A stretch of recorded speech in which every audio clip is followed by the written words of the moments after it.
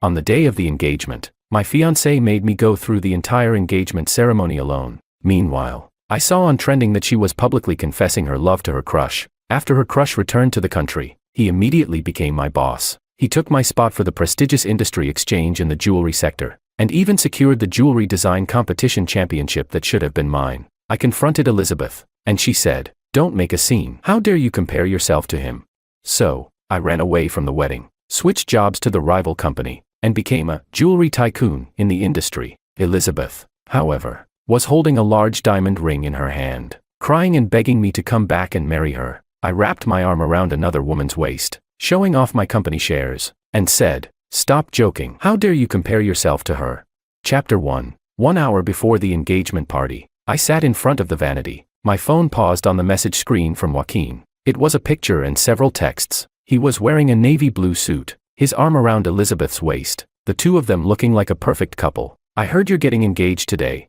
Maybe if you beg me a little, I might show mercy and let her go." I stared at the cuff of his sleeve, the green diamond embedded in the dark blue cufflink, the same one I had given to my fiancée as a 6-year anniversary gift. Just then, the makeup artist, who had been on the phone, walked over and said apologetically, "Sorry, the front desk said Miss Lynn already picked up her suit yesterday." I listened blankly, no reaction. Then my phone buzzed again. It was another message from Joaquin. "By the way, she also said that this suit suits me better than you." I began dialing Elizabeth's number. After dozens of unanswered calls, I slammed my phone onto the table and took a deep breath. The makeup artist carefully spoke up. "So, what should we do next?" "Let me borrow your phone for a moment," I replied coldly. In less than 10 seconds, the call connected. I couldn't be bothered to scold her and went straight to the point. "Where are you?" In her usual nonchalant tone, she replied, "Didn't I tell you? I'm on a business trip. You'll be fine without me." I couldn't believe it. "You're making me go through the engagement alone." She dodged the question. "It's a special situation. I'll bring you a gift when I get back." I could faintly hear a man's voice in the background, and Elizabeth promptly hung up. My throat tightened, and my heart slowly filled with the waves of disappointment. In the end, I walked through the engagement ceremony alone, facing the confused and mocking eyes of relatives and guests. Some people are so pathetic. Unbelievable. Who's he putting on this one-man show for? Amidst all the gossip, my phone buzzed twice. "Here's your engagement gift." I was walking down the aisle when the big screen behind me started showing a live broadcast. I turned, following the crowd's gasp, and saw the woman who should have been at the engagement party. Instead, she was standing on a street in Edinburgh, holding a bunch of vibrant purple irises. The video title read, "Reality Imitates Fiction. Rich Circle Princess Proposes on the Streets of Edinburgh." She slowly walked towards the man across from her, knelt on one knee, and reverently offered him the flowers, as if presenting her love. The live comments rolled in like a tide, wishing them happiness, forever, and a baby soon. Ah, so in love, what a match made in heaven. One person's blood vow, please, get married already. I silently watched this farce unfold, feeling as though I were the third party in the story. Chapter 2. Elizabeth came back, bringing her men with her, and booked out a venue for 3 days. I found out about the private event from my credit card transaction history. Elizabeth didn't invite me, and her circle of rich second-generation heirs wasn't exactly welcoming. Every time I see that guy, looking all eager and desperate, it makes me sick. He's just a simp, taking advantage of the fact that he looks like Joaquin. Yeah, hasn't Elizabeth had enough of him? She's even engaged to him now. I stopped mid-motion at the door. At that moment, a clear male voice intervened. "So, are you planning to marry him?" The room fell silent for a moment, and I heard that familiar lazy voice, "I'm just messing with him." The men pretended to be hurt, saying, "When I left for abroad, you told me you'd wait for me, and now you've already fallen for someone else." She casually comforted him. "I never loved him." I pushed the door open with a bang, and the noisy scene immediately went silent, so quiet you could hear a pin drop. The smile that had been on Elizabeth's face suddenly flickered with panic. I forced a stiff smile, my tone dripping with sarcasm. "Sorry to interrupt. Someone tried to smooth things over." "What interruption? You're here already. Come on in and sit down." I ignored them, walking straight to Elizabeth and cutting to the chase. "You ditched my engagement party just to send him flowers." Elizabeth glanced up at me, impatiently saying, "Stop causing trouble. I have things to do today. Just go back." I stood my ground, pushing further. "If we don't clear this up today, no one is leaving this room." Seeing the tension between us, Joaquin stepped in. "Paul, you're misunderstanding. We're just friends. What happened yesterday was purely a friendly gesture. Elizabeth is a great person. You should trust her." I didn't even glance at her, continuing to demand from Elizabeth, "You're giving flowers to a friend, and you're on one knee." Elizabeth interrupted irritably. Can you stop believing all that nonsense online? Look at you now. You're just like a brainwashed cuckold. Am I the one thinking wrong? Or is it your thoughts that are crooked, you know in your heart? I was already furious when Joaquin suddenly handed me a glass of water, his voice trying to placate me. Paul, don't be angry. Really, nothing happened. Here, have some water to cool down. Ah, I accidentally knocked over the glass, and the scalding hot water splashed out, burning Joaquin's arm. I hissed, feeling it burn my own hand as well. Elizabeth quickly grabbed Joaquin's arm, her eyes filling with concern, and the sight of it stabbed at me. When she looked up at me again, her eyes were cold, signaling she was getting angry. Paul, apologize. I clutched my burned hand, my body trembling with rage, the words stuck in my throat. I couldn't speak. The rich second-generation crowd started backing her up. Paul, enough. There's a limit to how much you can be jealous. I took a deep breath, clenched my fists, and said, sorry. Then, I punched Joaquin squarely in the face. Joaquin's eyes went blank, as if still stunned, and his face was knocked sideways. I raised my scalded hand and said, you burned me. I didn't look at Elizabeth's expression, just focused on the swollen half of Joaquin's face and smirked. Sorry, didn't control my strength. Consider it interest. Take the dirty woman if you want her. With that, I looked over at Joaquin's resentful glare and Elizabeth's pale face, and walked out without looking back.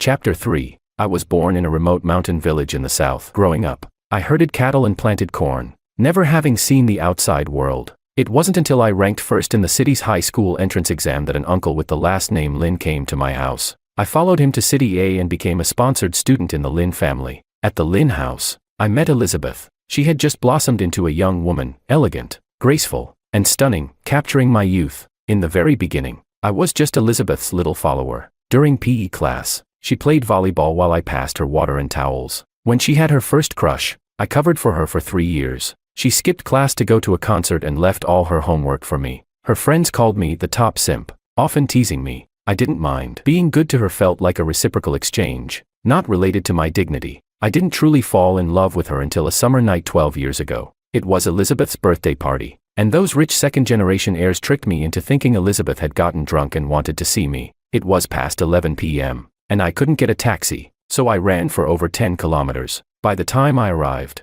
someone tried to scare me, saying Elizabeth had fallen into the pool. I was in a daze, not thinking at all, and dove straight in. After struggling for a while, my limbs grew weak. In the end, it was Elizabeth, who had come up for air, who pulled me out. She gave the instigator a good beating and declared, Paul is my brother. Anyone who dares to bully him will have to answer to me first. After that incident, I began to cherish every moment spent with Elizabeth and fantasized about forever. The night before college entrance exam applications, the sky was full of stars, the grass was lush, and the birds were singing. She leaned in close to my ear and whispered, do you know what my dream university is? B University, I blurted out. It was her wish for 3 years, written on her bookmark. But now I think, she said, a university, where you are, is also pretty great. A university was in the capital city, and it was my first choice. That sentence became the most beautiful confession I kept close to my heart. Later, we both enrolled at a university. I chose jewelry design as my major because the Lin family was a prestigious jewelry family, and independent jewelry designers were always in high demand. From the moment I started, I worked hard to improve my drawing skills and participated in various jewelry design competitions. I placed my trophies and certificates in Elizabeth's room, excitedly swearing to her, wait and see. I'm going to design a bunch of bestsellers for the Lin family and support you for life. Elizabeth just smiled and gently kissed me. That kiss was mint-flavored, blooming in late spring and early summer. Before summer arrived, I designed my first tangible piece, 2 rose-tail rings. I planned to wait for the rings to arrive and present them to Elizabeth as a token of my love, but instead, I saw Elizabeth and Joaquin together, kissing in front of the display case filled with my trophies, oblivious to anyone around them. Joaquin, a young master from the Hong Kong elite, wore high-end luxury brands and exuded elegance and wealth with every gesture. As for me, I was called a counterfeit because of my similar peach blossom eyes, but he was the one who had come later. On the day Joaquin left to study abroad, Elizabeth screamed, I'll wait for you. I stayed with her at the airport all night, holding her, kissing her. I told myself it was okay. I could wait. I could wait until she forgot about him. Chapter 4. I moved out of the apartment. The last message I received before Elizabeth's number was blocked was, wait for it. I'll make you beg me to get back together. The next day, when I saw Joaquin at the office, I finally understood what she meant. This is the new director, Joaquin. Just returned from abroad. Let's give him a warm welcome. The meeting room fell silent, and everyone instinctively glanced at my expression. Everyone knew that I was competing for the design department director position this week, and for the past half year, I had already become the team's leader. I suppressed the urge to laugh bitterly, then said, "Lee, welcome." Everyone sighed in relief and started clapping. Joaquin smiled, acting as if he hadn't noticed anything. "Thank you, everyone. I have to attend a meeting. Could you please help me tidy up my office?" He looked directly at me, his eyes flashing with a pleading light. If I didn't know his true nature, I might have thought he was simply asking a regular colleague for help. I finally couldn't help but let out a mocking laugh. Joel, my assistant, quickly stepped forward. "I'll do it. Paul's busy." Vice President Wu cleared his throat. "All right, let's wrap up the meeting." I didn't go after Elizabeth, but she had successfully pushed me to the center of attention. In the nth encounter at the cafeteria, the gossip was relentless. "What's going on? Did Paul and she break up?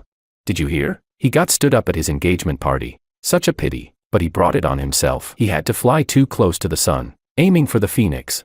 My phone buzzed with a new message. "Today's the deadline. Move back in. I'll give you everything you want. Be obedient." I looked up and met Elizabeth's eyes, who had just put her phone down. I was the first to avert my gaze, saying to Joel, "I have something to do. You can eat alone today." With that, I left Joel, who stood there stunned, and turned briskly. "What's wrong?" Joaquin noticed Elizabeth's distracted look and asked. Elizabeth gritted her teeth, her brow furrowing in anger. "I've agreed to what you suggested yesterday."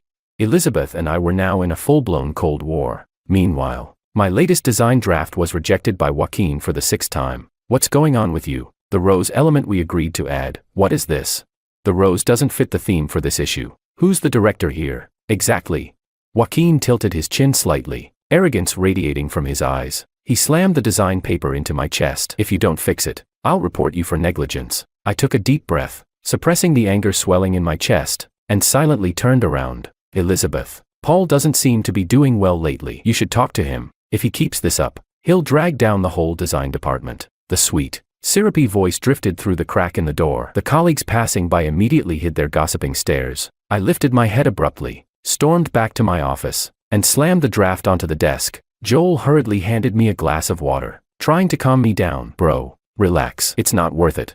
I drank a few sips of water, exhaled, and my racing heart began to slow down. "Thanks," I said, my mood easing a bit. Did the approval come through? ASD was a famous French jewelry company that entered the Chinese market last year, and they had established an annual exchange program with the Lin family. The project leader from ASD was Alan, and I was his biggest fan. Joel hesitated, clearly uneasy, as he fumbled to answer. My heart sank as I opened the application page. The word "rejected" stared back at me. Chapter 5. I called Vice President Wu, and he was surprised. "Wasn't the spot internally recommended to you?"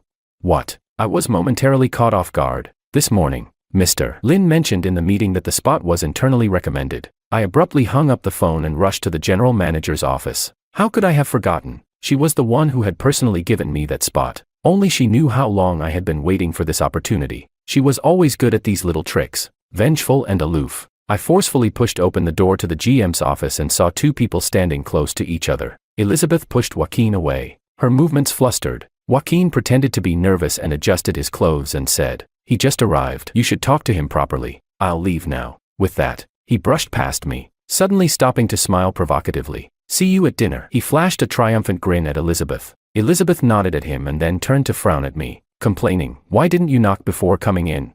I sneered. "What? Did I ruin your little plan? Can you stop with the conspiracy theories? Joaquin and I are completely innocent." "Fine. Then tell me, why did you give him the internally recommended spot?" Elizabeth didn't ask how I knew about it, only replied, "I heard you've been a bit off lately. So, the spot that was supposed to be mine, you gave it to her instead." Elizabeth frowned. "The company spot doesn't lose out no matter who gets it. Can you stop being so petty? Do you know how many extra hours I worked and how many projects I took on for this spot?"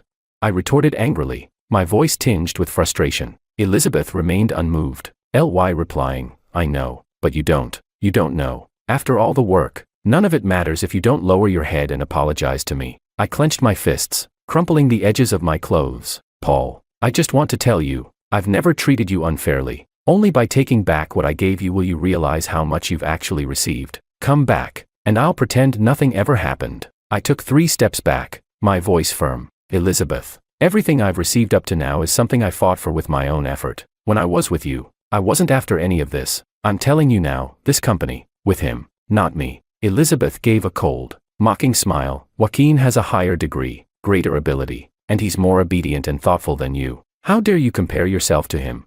The last sentence felt like a dagger to my heart. Elizabeth sighed, but don't worry, I won't abandon you. After all, we've been together for 6 years. Yes, 6 years. It wasn't a waste to see a woman's true nature after 6 years. The sharp pain in my chest spread throughout my body. I numbly nodded and said, fine, I'll resign. Chapter 6. I arrived at the bar and drowned myself in alcohol until I was completely drunk. Is anyone sitting here? A soft, sweet voice interrupted my thoughts, accompanied by the faint scent of her perfume drifting through the air. I squinted, only to see an unexpected person. It was Miss Misty, the second daughter of the Sue family, Lynn's arch-rivals. I had some impression of her. Last year, the two families launched new products in Los Angeles. My new product was a huge success, overwhelmingly stealing the spotlight. Miss Sue wasn't happy about it, and directly came to find me. That day, a model had an emergency, and I had to step in myself. Standing under the spotlight, a glass purple sunflower pendant sparkled at my collarbone. The compliments poured in incessantly, and soon some people started bidding right on the spot.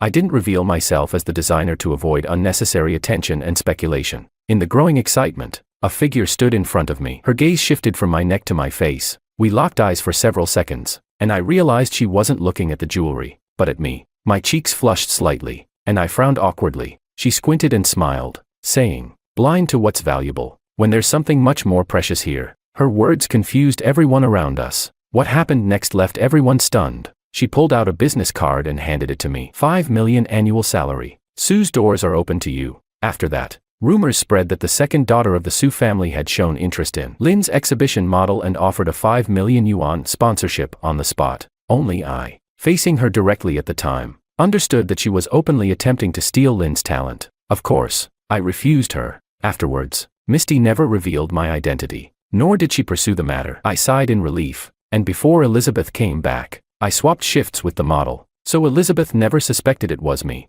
I hadn't expected to run into her here. I politely curved my lips. Hello. She seemed uninterested in keeping up the pleasantries and cut straight to the point. I heard you didn't get the promotion.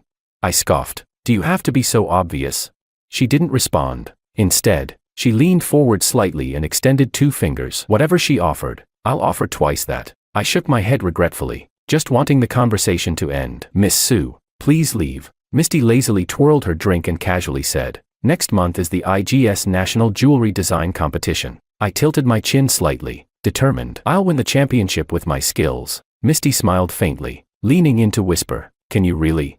Her question lingered like a ghost, echoing in my ears long after she spoke. I thought of the director position I had lost, and the corporate exchange opportunity that was internally recommended. Lynn's was one of the sponsors for IGS. I grabbed my drink again and started drinking heavily. By the end of the night, I blacked out. The next morning, I woke up in a strange room. I opened the door and unexpectedly locked eyes with Misty, who was standing outside. Her gaze darted away quickly, and her ears turned bright red. I was completely confused by this. Surely, we didn't sleep together, right? I looked down at my still intact clothes. The moment I did, Misty's expression turned even more awkward. No, nothing happened. She quickly tried to clarify, but her face had the unmistakable look of someone trying too hard to deny it. Something definitely happened. I could sense there was something off. I just played along with polite laughter. Thanks for last night. I'll head out now. Misty nodded vigorously, then seemed to remember something and said, I'll take you. Chapter 7. I planned to go back to the office to pack my personal belongings, so Misty took me to the building entrance. Hey, Misty called out to me, as if she wanted to say something but hesitated. Watch out. A sharp honk from an electric scooter suddenly broke through the air, and I pulled her back with all my strength. In that moment, memories flashed through my mind like a shooting star. I staggered towards her, the world spinning, and accidentally buried my face in the peaks of her majestic figure. When I came back to my senses, I froze, standing by the side of the busy street. What are you two doing? A shout snapped me back to reality. I let go of Misty and turned to see the source of the voice. Elizabeth. Paul, I've been calling you all night. Is this how you're spending your time with Misty?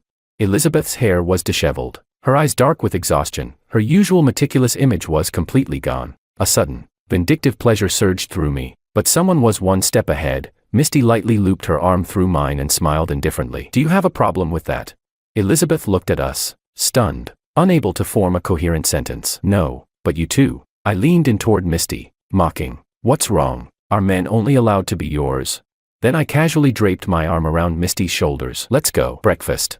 Perhaps provoked by Misty's presence, Elizabeth stubbornly refused to sign my resignation form. I packed my things and took them home, then entered into a creative lockdown mode. Focused on my design sketches, I decided to enter the IGS National Jewelry Design Competition as an individual and prove my worth. During this time, I only kept in touch with Misty when she occasionally stopped by. Strangely enough, despite being rivals, Lynn's top designer and Sue's rival, I found that our design philosophies were shockingly similar. While sketching, we talked about art, music, and everything in between, effortlessly syncing. When my project was finally finished, the first person I thought of sharing it with was Misty. In the summer sun, a woman in pure white sat on the ground, gazing down silently at the artwork. She looked like a painting, framed in a small room, so beautiful that I didn't dare to disturb her. The air was quiet, and her long sigh seemed to fill the space. You've always wanted to know why I went to such lengths to get you into Sue's, right? She finally said. Why? I asked,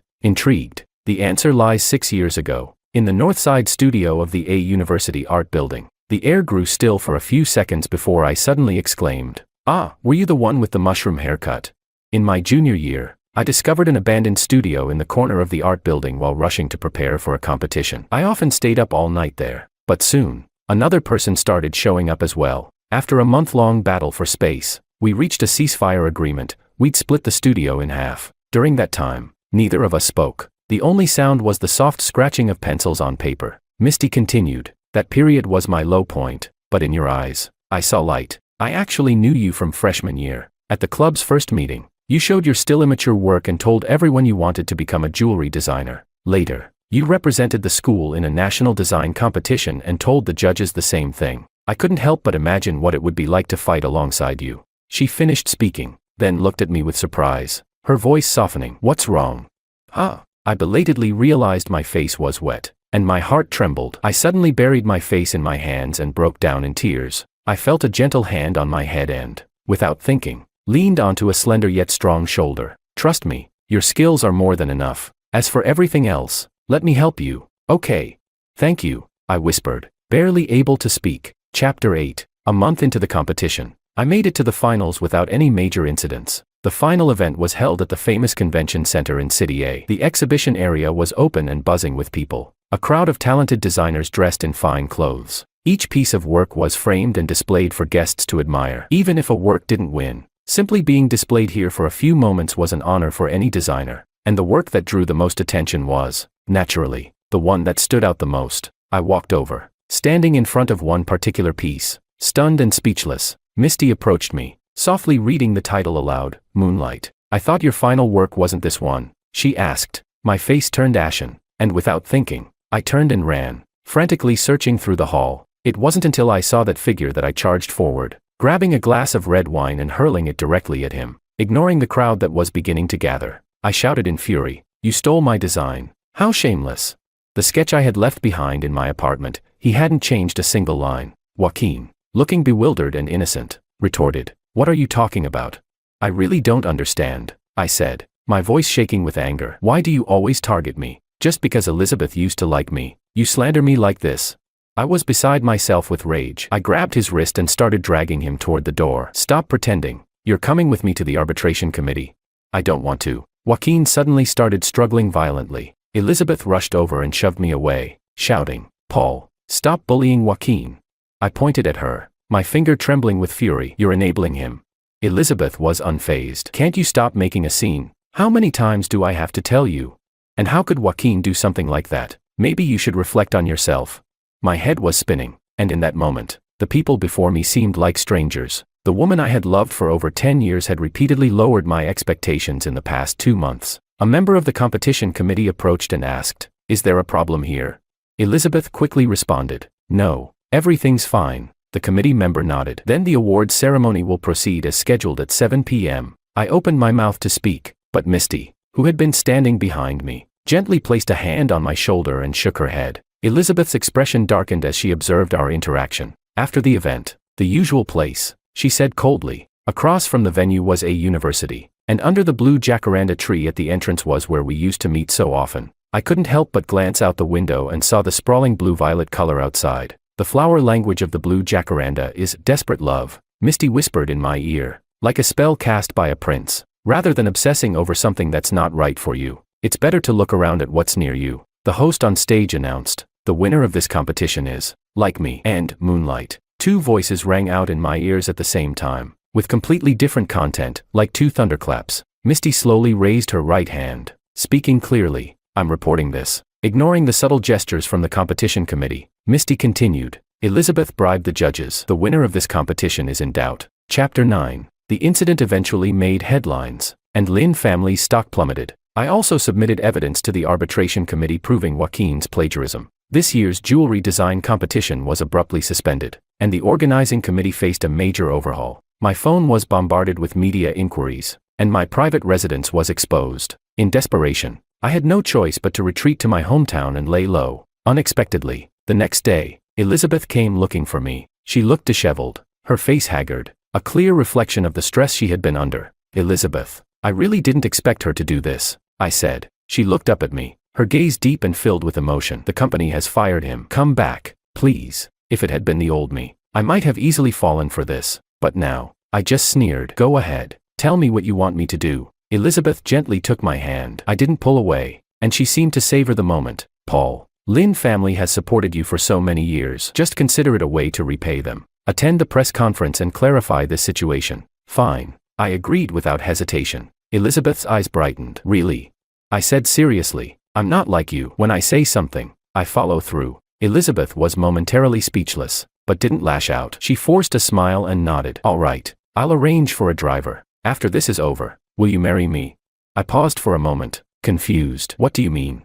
Elizabeth, looking moved, responded. I saw the back of the Moonlight design. I realized that it was the piece you made for our wedding. Only now did I realize how much you love me. From now on, I won't have any more dealings with Joaquin. I will love only you, now and forever. I curved my lips into a smile, but my eyes remained cold. Okay, I want a traditional Chinese wedding, a honeymoon in Bali, and to wear Alan's latest Starlight collection. Elizabeth embraced me intimately. No problem. I'll make all the arrangements.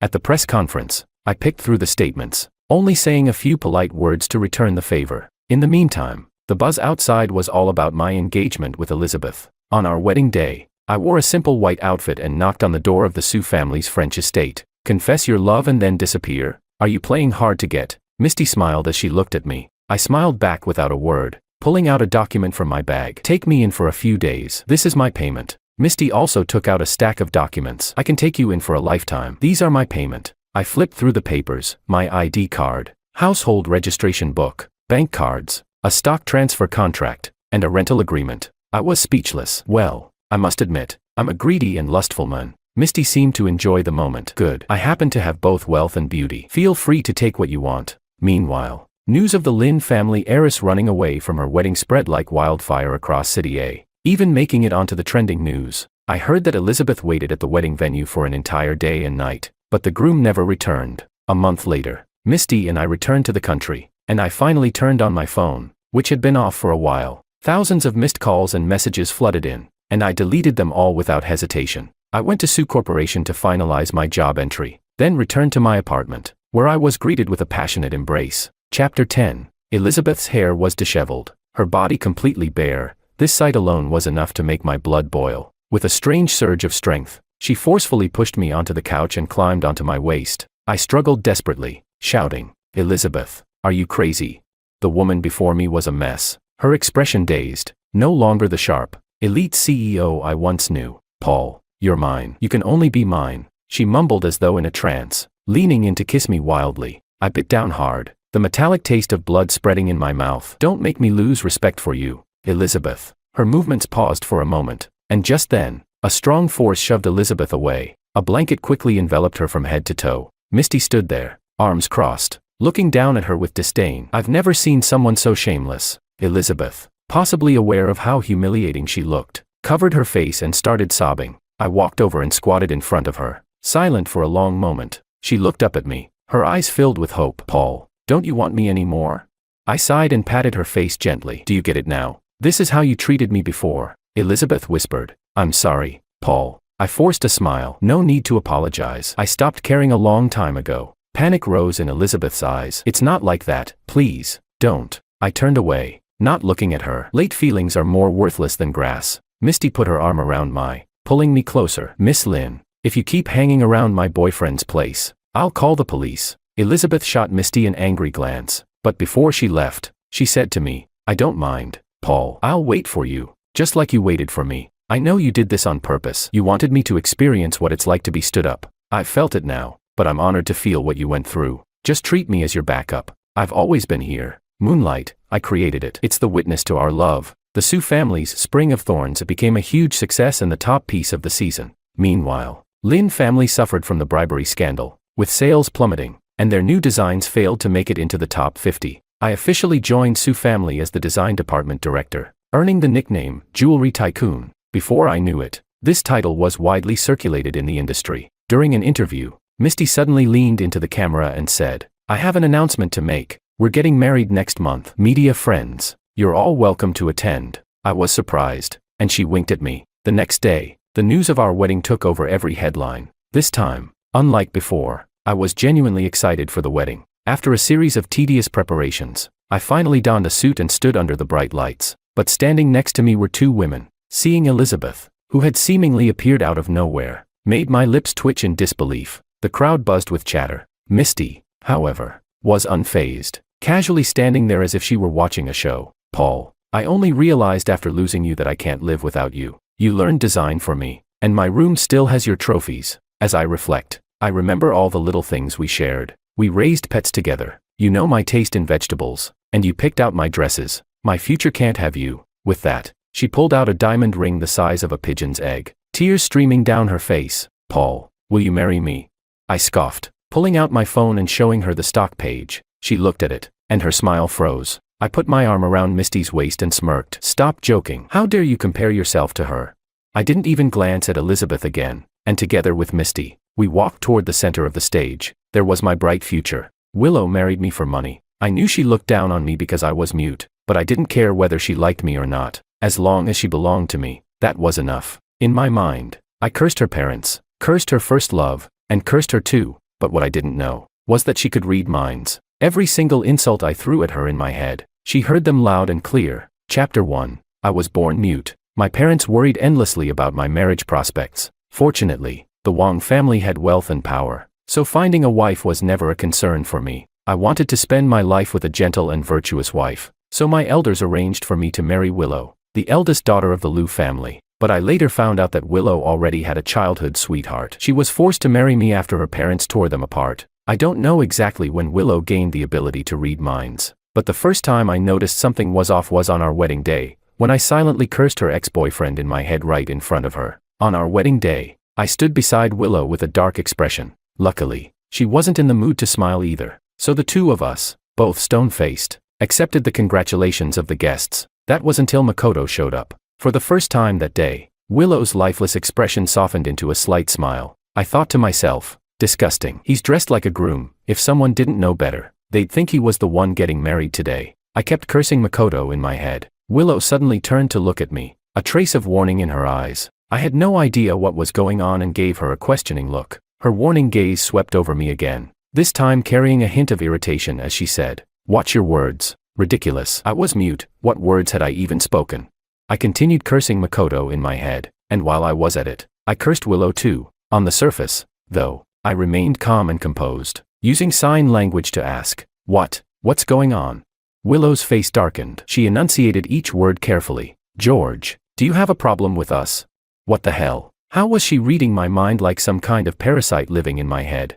But on the outside, I kept my expression blank and gave her a clueless smile. Willow scoffed coldly and turned back to continue talking to Makoto. The way they were acting, anyone would think this was their wedding instead of ours. I kept up my polite smile, but inside, I was cursing. Dumbass.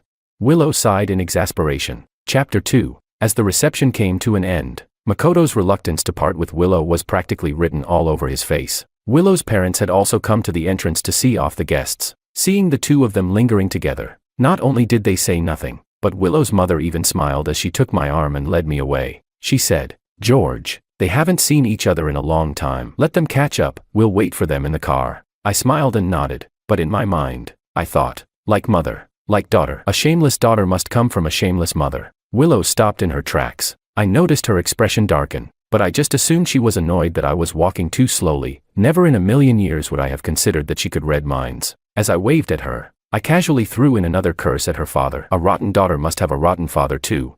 Willow was speechless. I waited in the car with her mother for over half an hour. Finally, Willow and her father strolled over at an unhurried pace. She turned to her mother and said, "George and I will head back to our place." Her mother was momentarily stunned, about to ask something when her father shot her a look that stopped her. Catching on, her mother smiled meaningfully and said, all right, you two go home and have a good night." As soon as I stepped out of the car, their vehicle sped off. Willow remained standing there, showing no intention of heading home. I looked at her, puzzled. She asked, "So it's not just Makoto you have a problem with, you have issues with my parents too?" I was dumbfounded. How was it that everyone I cursed in my head, she somehow knew about? I stared at her in even greater confusion, but Willow didn't tell me about her mind-reading ability. She simply gave me a cold warning: don't make things difficult for Makoto. He was already heartbroken enough when we broke up. Oh, how heartbroken was he? Maybe about 2 minutes of staring blankly into space. Then he dramatically declared to Willow, "Even if you marry someone else, I will wait for you forever." Makoto even had the audacity to attend our wedding today and post on Twitter, "Wearing a suit to your wedding, does that count as being your groom?" Even for a moment. That post was now pinned at the top of his social media. His grand display of love for Willow was also his biggest insult to me. Just that alone should justify me making his life miserable, right? And yet, Willow had the nerve to warn me for his sake. I sneered internally and boldly unleashed my thoughts. If you love each other so much, why don't you have the guts to ask me for a divorce? If it weren't for my mother's peace of mind, I wouldn't have married you in the first place. And you, with your dumbass attitude, have the nerve to look down on me just because I'm mute? Yeah, you can talk, but I haven't heard you say a single decent word yet. George. Willow finally snapped, gritting her teeth as she called my name. I was so immersed in my mental rant that her outburst startled me. I looked at her, asking with my eyes, "What?" Willow glared at me and demanded, "Did you just call me a dumbass?" I was speechless. Sure, everything I said was true, but getting caught red-handed like this, yeah, this was beyond embarrassing. Chapter 3. I signed to Willow. How do you know I was insulting you? Willow didn't want to reveal her mind-reading ability. She simply rolled her eyes and said, "Your face says it all." So, according to her, I could curse someone out just with my expression. Doubtful. I touched my face, struggling to believe my expression management had suddenly become this terrible. Then, putting on a sincere smile, I signed. "I didn't call you dumb." Willow shut her eyes for a moment, looking like she had just suffered internal injuries from sheer frustration. I pretended not to notice and turned away, heading toward the car on my own. But my mood felt as endless and heavy as the night, stretching on with no glimpse of light. I had always known that Willow married me for money. She despised the fact that I was mute. Fortunately, I didn't like her either. For over a year, I had endured her presence, but it was all an act. Yet today, the doctor told me my mother didn't have much time left, 3 months, at most. For this final stretch, I didn't want her to worry about anything. Even if I loathed Willow, even if I never wanted to marry her in the first place, I could endure it for my mother's sake. But fate had never been kind to me. I was diagnosed with a terminal illness. The doctor who had been treating my mother was even more devastated than I was. He said, "George, you're so young. How could this happen?" How? I was devastated too, but strangely, beneath the sadness, there was a trace of relief. If I died, I could be with my mother again. That didn't seem so bad. That night, I stayed at the hospital. It was late when I received a call from an unknown number. It was one of Willow's close friends. She said, "Brother-in-law, Willow's drunk. Can you come pick her up?" Someone beside her urgently whispered, "Are you stupid? Your brother-in-law is mute. He can't talk. How's he supposed to respond to you?" "Oh, right." Her voice took on an embarrassed tone. Then she added, "Brother-in-law, my bad. If you can come, just send a text." Okay. I hadn't planned on responding, but maybe because I was dying, the thoughts I had long suppressed surged up all at once. Divorce. I wanted to divorce Willow as soon as possible, but now, there was a mandatory 1-month cooling-off period before the divorce could be finalized. A month wasn't a long time, but for me, it was too precious. I wanted to sever all ties with Willow before I died. So, I went to pick her up. She was completely wasted, lying obediently on the sofa. I sat beside her in silence, waiting for her to sober up. As soon as she did, I would ask for a divorce. Chapter 4. She lay on the sofa for a while, then sat up with a frown, looking uncomfortable. I stared at her, unwavering. Maybe my gaze was too cold because when our eyes met, Willow froze. It was as if the alcohol in her system cleared up a little. "What are you staring at?" she asked impatiently. I signed to her. Let's get a divorce. Willow didn't understand. After living together for over a year, she still knew very little about me. Any slightly complex or uncommon sign language she couldn't recognize, because she had never even tried to learn. I let out a silent, bitter laugh in my mind. Talking to an idiot is exhausting. Willow raised a brow. I picked up my phone and typed out a sentence for her to read. Still hazy from the alcohol, she blinked at the words, momentarily dazed. Then she asked, "Divorce? Who's divorcing who?" I pointed at her, then at myself. Finally, she understood, but she couldn't believe it. A mute man, daring to ask her for a divorce. Annoyed, she scoffed. "You don't seriously think that after divorcing me, you'll have a bunch of women lining up for you, do you?" I shook my head. My resolve didn't waver. She grew even angrier. "Fine, if you want a divorce, I'll agree. But everything we discussed before stays the same. Your family's investment, non-refundable." I nodded. "Consider it the price I paid for my mother's happiness over the past year." It was a hefty sum, but a deal was a deal. There was no taking it back. Willow eyed me suspiciously, even slowing down her speech as she asked, "George, why do you suddenly want a divorce?" That should have been the first thing she asked, if she cared about me at all, but because she didn't. She expressed her anger first. Only after that did she bother asking why. I didn't answer. I just smiled at her. As I stood up, she suddenly grabbed my wrist and repeated, "Why are you suddenly insisting on a divorce?" She stood to lose a lot. There had to be a reason. She was probably used to being adored, so the thought of getting dumped by a mute man was unacceptable. But if she thought about it, she should be happy. Once we divorced, she could be with Makoto openly. Wasn't that a good thing? I remembered back when I proposed to Willow. I had been prepared to make our marriage work. Even if there was no love, we could still be respectful partners, living a steady life together. People only saw our wealth now, but they didn't know how my mother and I had nearly been destroyed after my father passed. My mother had always worried that I would end up alone. After I got married, she worried that Willow and I wouldn't last. So, she spared no effort in helping the Liu family and supporting Willow, all in the hope that I could have a happy marriage. But our wedding day had already humiliated me enough. I had once asked Willow to talk to Makoto about deleting his pinned post, the one mocking our marriage, but Willow had said, "People have the freedom to post whatever they want. Who are you to control him?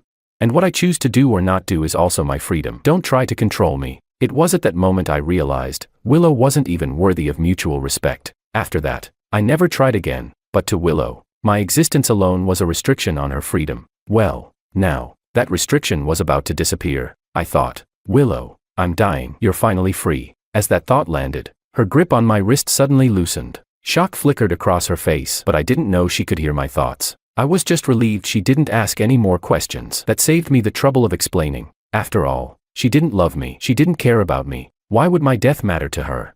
Saying too much would only make me look pathetic. I turned and walked toward the bedroom upstairs. With every step, I couldn't help but sigh internally. What a waste of a beautiful face. If only her character were better, she'd be perfect. Makoto doesn't love her that much, does he? Otherwise, how could he let her take all the blame for cheating?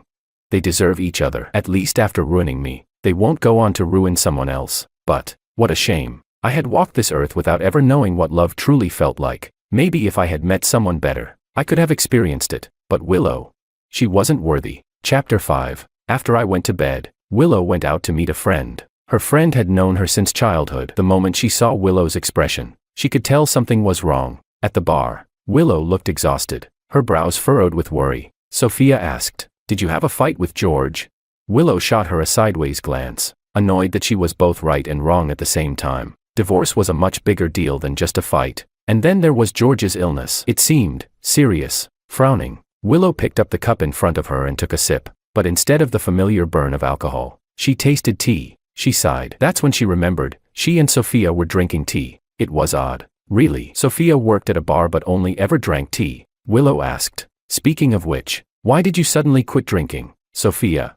Sophia replied, "It wasn't sudden. It's been 2 years." Willow frowned. "But 2 years ago, it was sudden." Sophia didn't respond. Willow continued, "If I remember correctly, you quit drinking because of David, right? Did he really influence you that much?" Sophia shot her a look. "How can you drink tea and still talk so much?" Willow scoffed and took another sip. For a long while, neither of them spoke. Then, out of nowhere, Sophia said, "He influenced me a lot. When he disappeared, it felt like my life was over too." Willow frowned. "But when he was around, you didn't seem to care that much." Sophia sighed. "That's why you have to cherish people while you can. That goes for you too." Their friend group had an unspoken hierarchy based on age. Sophia was the eldest, but she rarely lectured anyone, especially about relationships. Maybe because it was late, and neither of them was in a good mood, she was finally opening up. Sophia asked, "Willow, how do you really feel about George and Makoto?" Willow took a sip of tea and said, "I don't really feel anything for Makoto anymore. The breakup was just so sudden, and it hit him hard. I felt guilty, so I wanted to make it up to him." Sophia nodded. "And George?" Willow murmured. "George." She thought for a long time but couldn't find the right words. Sophia guessed, "You're just used to him. Maybe you've developed feelings over time." Willow hesitated. "Maybe a little." It was only after George suddenly asked for a divorce tonight that she realized just how terrifying habits could be. In that moment, she pictured coming home to an empty house, and it irritated her. Sophia advised, "Since you've moved on from your ex, don't hurt the person beside you." Willow rolled her eyes. "Why are you full of wisdom all of a sudden?"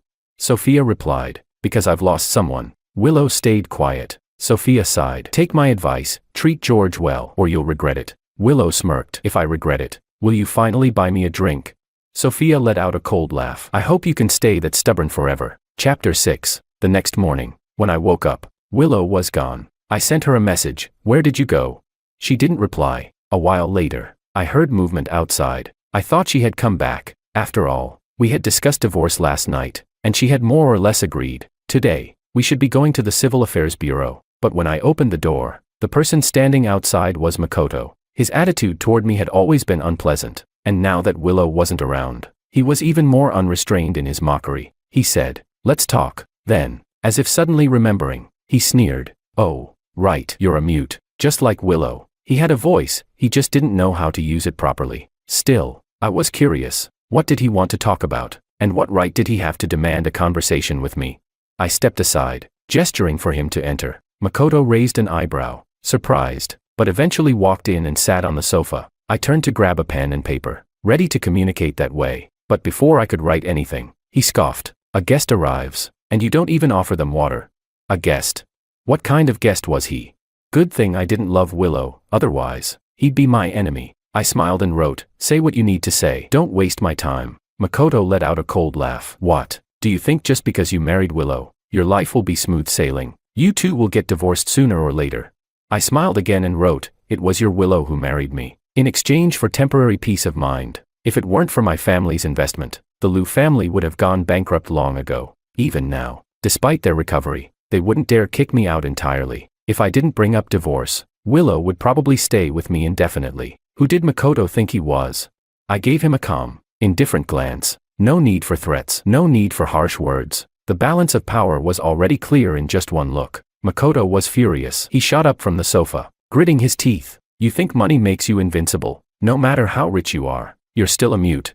I asked Willow. "She's never even let you touch her in all this time. Even if you don't divorce her, you'll never have children together.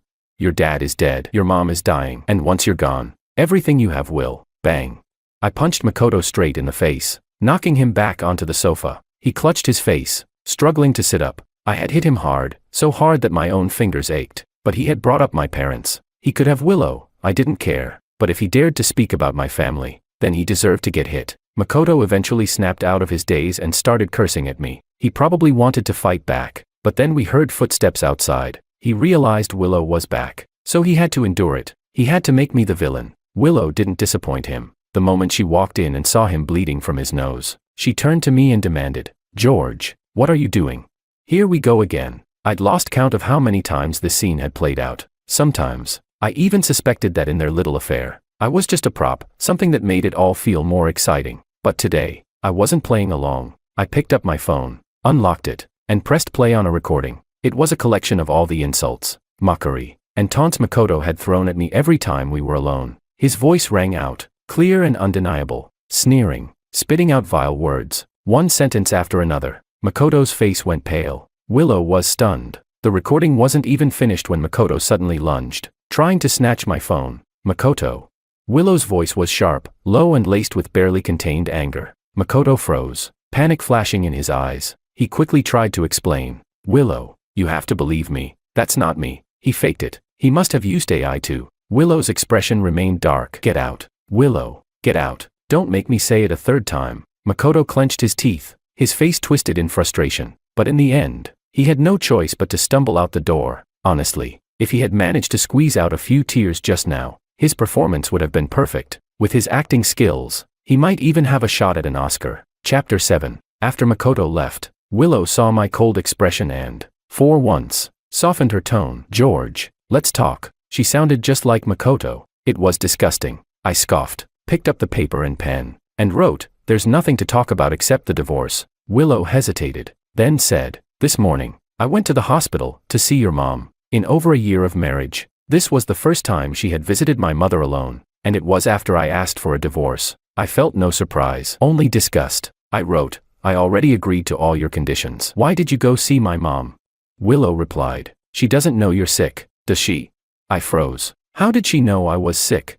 I shot up from my seat, my usual composure shattered. Willow met my gaze and slowly said, "You don't have to write. I can hear what you're thinking." I was speechless. This wasn't just shocking, it shattered my entire understanding of reality. No wonder she always questioned me whenever I cursed her parents, Makoto, or even her. Every word of my silent insults, she had heard them loud and clear. I asked, "Since when?"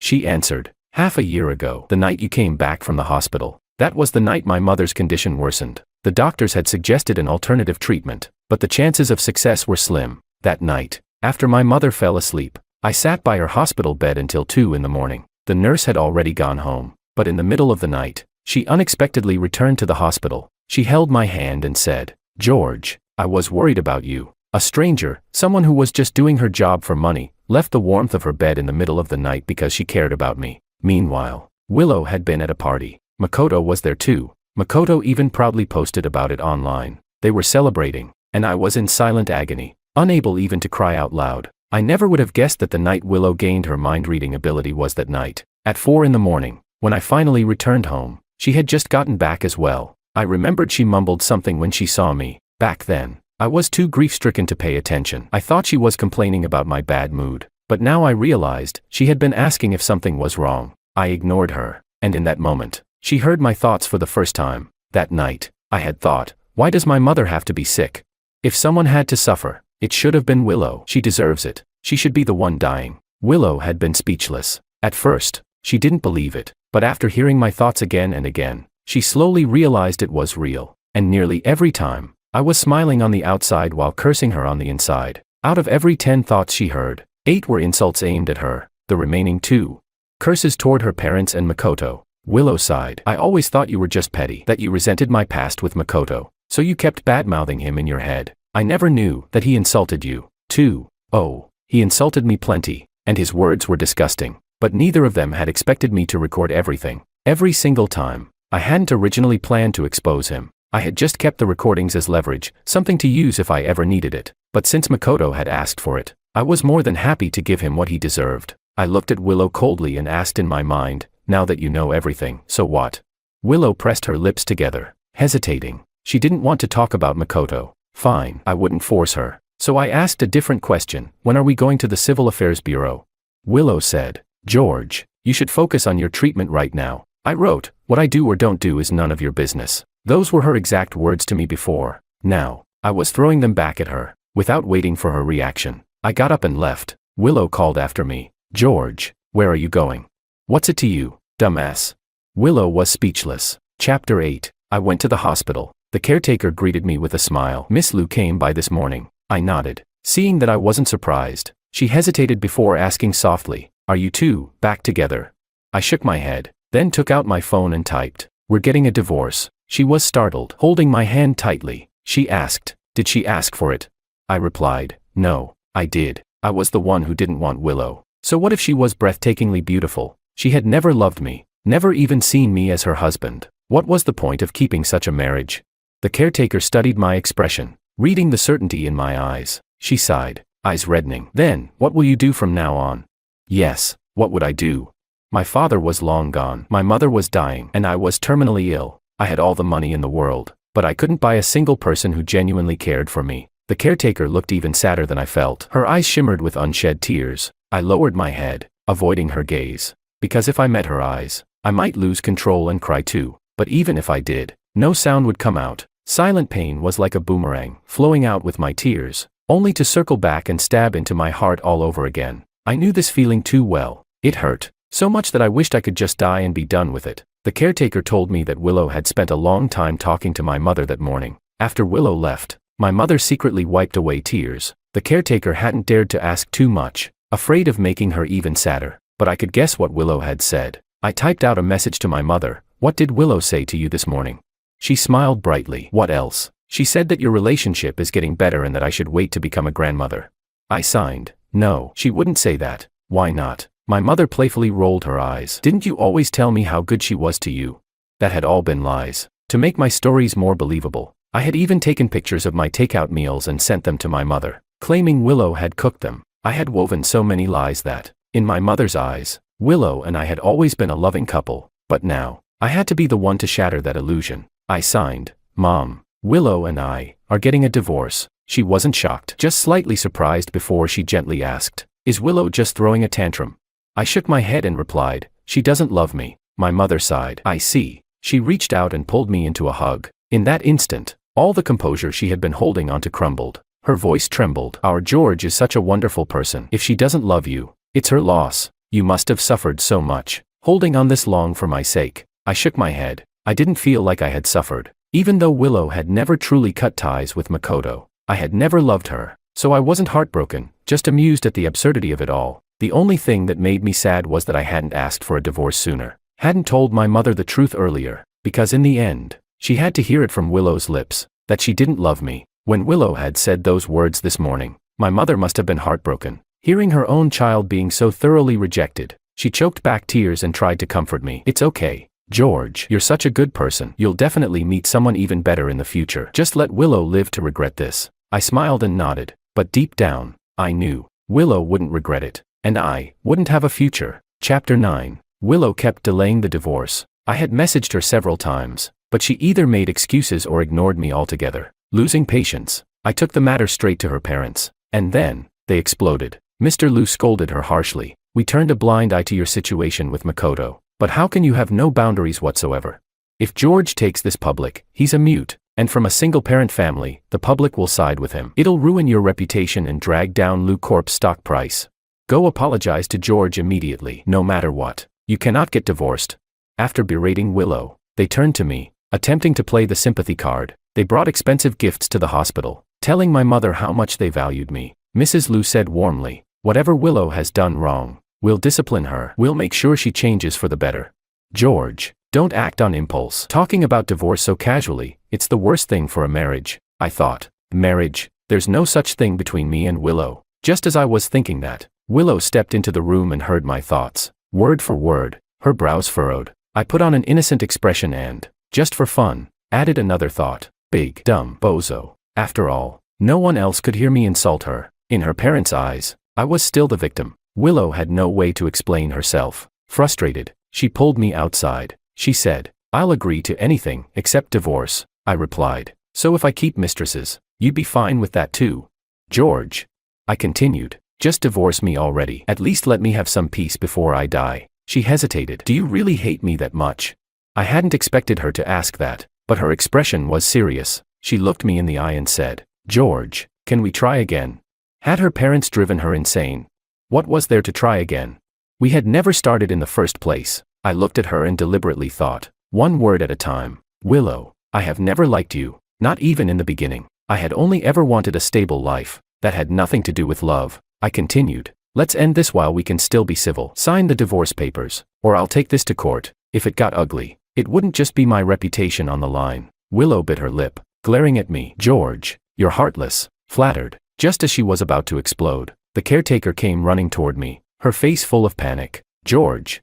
I turned to her, and my heart sank. A terrible premonition rippled through me. She grabbed my arm, breathless. Your mother, she's asking for you. It's not looking good. A deafening silence filled my ears, as if thunder had struck inside my head. If the caretaker hadn't been holding on to me, I might have collapsed on the spot. She hurried me back to the room. Doctors and nurses surrounded my mother's bed. Even Willow's parents looked anxious. Mrs. Liu tried to reassure me. Don't worry, George. We'll find the best doctors. Your mother will be fine. No, she wouldn't. We had money enough to buy the best medicine, hire the best doctors, but not enough to stop death. After a round of tests, the doctor turned to us and shook his head. In that moment, I swear I heard my own heart crack. The medical staff stepped aside, and my mother reached out her hand. Mechanically, I moved forward and held it, my own hands trembling. George, her voice was barely a whisper. faint and fragile. Mommy has to go now. Don't cry. I wanted to listen to her. I wanted to be strong for her. But my tears wouldn't stop falling. She tried to lift her other hand to wipe them away, but she was too weak.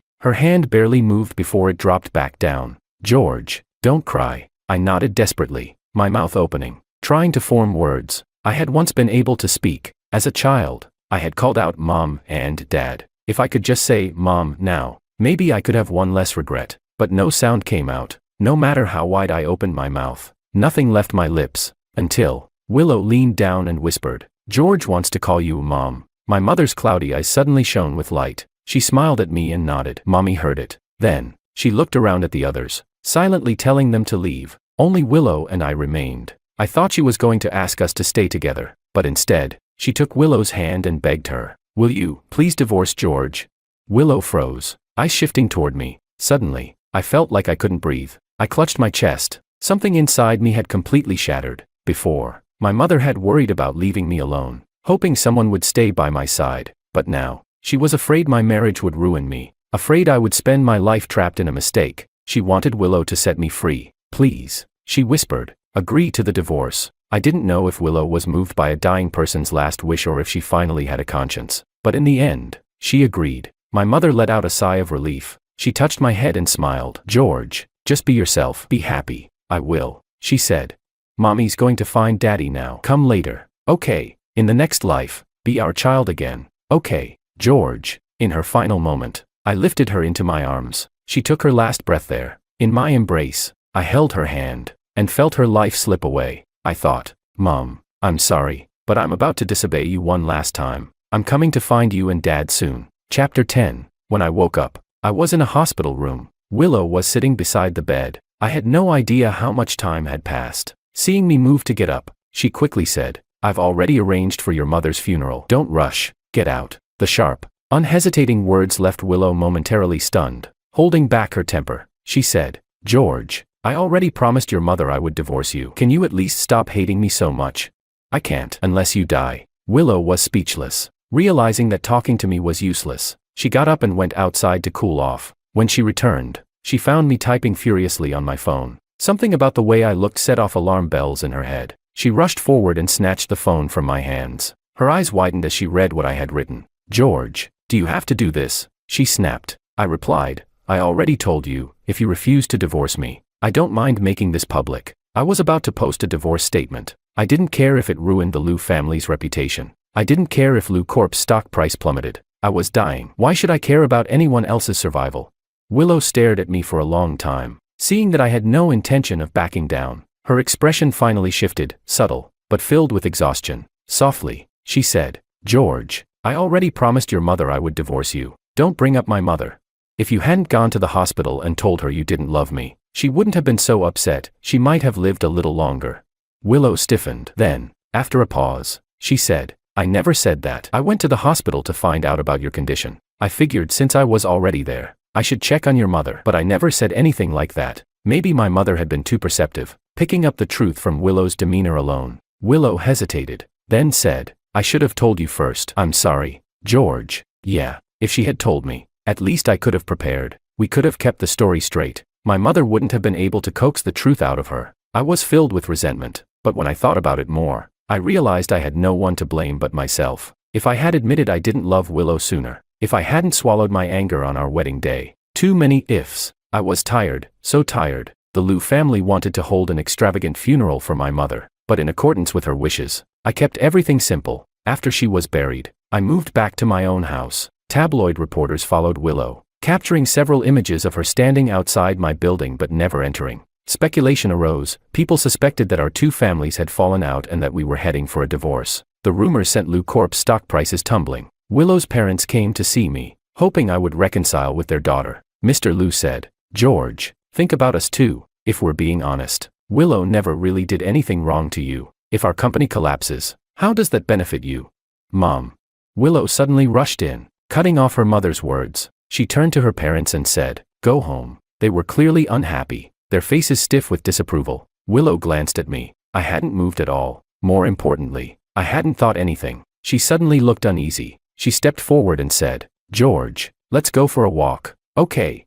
Since moving back, I hadn't left the house for over 2 weeks. This massive home was empty except for me. I didn't speak, and no one spoke to me. I let myself sink deeper and deeper into this soundless world. Further and further down. Chapter 11. Willow ignored her parents and took me outside. Once we got into the car, she asked, "Is there anywhere you'd like to go?" I looked out at the sunlight, so bright, so warm. The blood in my veins, which had felt lifeless for so long, suddenly seemed to stir again. I thought, "I want to go to the mall." Willow nodded. She didn't understand why I suddenly wanted to go shopping, but she didn't question it. Not until I bought a well-fitted suit. That was when she started to realize. I wanted to wear it when I went to see my parents. By the time we arrived at the cemetery, the sun was setting. The golden glow of the sunset bathed the gravestones in warm light. Standing before their tomb, I straightened my collar and smiled. I thought, "Mom, Dad, do you remember what I'm wearing today? Doesn't it look just like the suit I wore on my birthday as a child, the one you both picked out for me?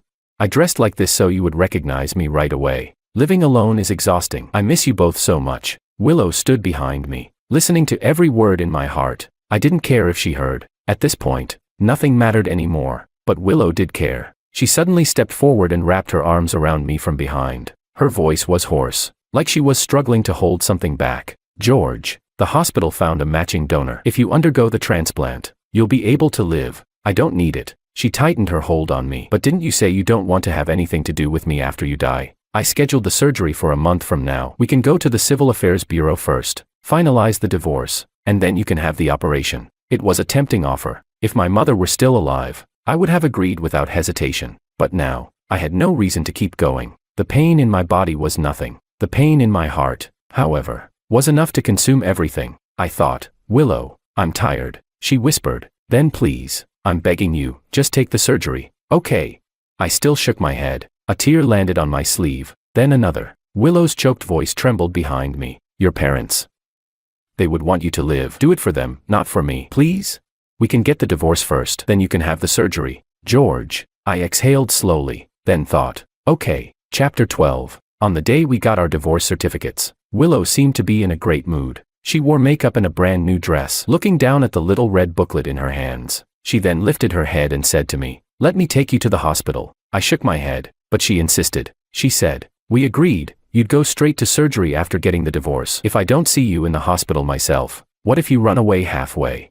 I didn't argue, but for some reason, I felt a strange unease all day. Willow acted relaxed, even cheerful, yet something about her felt unbearably heavy. She followed me all the way to the operating room doors. Just before I went in, she leaned down and whispered, "George, don't be afraid. Everything will get better." I wasn't afraid at all. If anything, she looked like the one who was scared. Maybe that late-night conversation with Sophia had woken her up. Maybe, over time, she had really developed feelings for me. But it was too late. Everything was too late. The surgery was a success. Before I was discharged, Lou Corp's lawyer came to see me with some documents to sign. It was a compensation agreement, something Willow had voluntarily set up after our divorce. The sum equated to nearly half of the money my family had invested in their company. The lawyer said that this was the most Willow had been able to fight for on my behalf. She didn't show up that day, and for a long, long time after, she didn't appear before me again. Nor did she appear in public. Her parents also became much more low profile.